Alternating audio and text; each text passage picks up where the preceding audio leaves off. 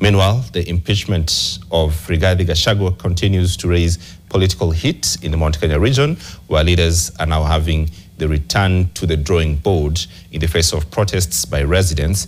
Political analysts say there will be grave consequences to this development to both rebel leaders in the region and the president himself. And as Vincent Odor now tells us, it may also force the populous region to settle the matter of regional kingpin once and for all.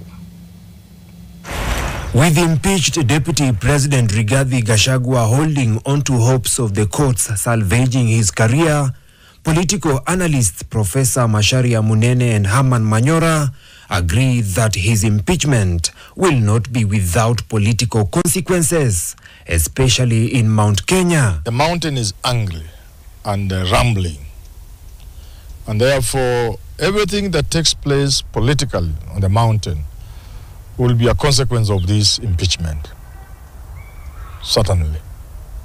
And the MPs who voted to impeach Gachagua will certainly be sent home, the way I see it, come 2027.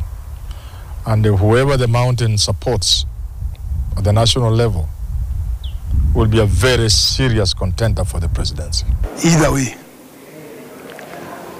if he receives some reprieve, then he may want to be a candidate in the future. How much weight he will carry is another matter. So that's, and whom he endorses if he is not a candidate will also be an issue, a factor. Before his tribulations, Gachagua had crafted an all-out effort to unite his Mount Kenya backyard behind him as regional kingpin. But Professor Macharia argues lack of a leader in the mountain is inconsequential. People of the mountain don't believe in kings. Huh? So when you say a kingpin, it's an insult to intelligence, because they don't believe in those things. From the time of Iregi, a long time ago, say no one individual ordering people around. Yes, occasionally they have somebody who comes up and is accepted as the leader because the person would have shown some qualities that make people follow him. In the last election, Uhuru was there, and people just said no. And Uhuru had some sort of legitimacy, yeah? But Manyora disagrees. Last election, the mountain people didn't have a direct, they didn't have a candidate and a direct leader, having sort of failed to listen to Uhuru Kenyatta. And I'm seeing them regretting and paying for that. I therefore doubt that going forward, especially 2027, they'll want to arrive at that election without a clear leadership.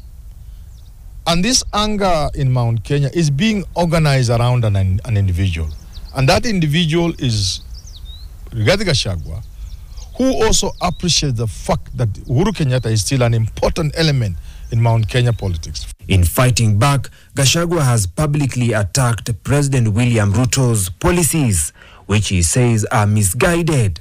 Analysts say this could build his profile. Bad policies that have come up gives the impression he tried to stop, which, if the public accepts, then will increase his endearment to the public. Manyora believes that by removing Gachagua, President Ruto may pay a costly price. You lose Mount Kenya and try to get the Western vote. The Western vote is inferior to the mountain vote in terms of numbers. But more than that, the Western vote is unreliable.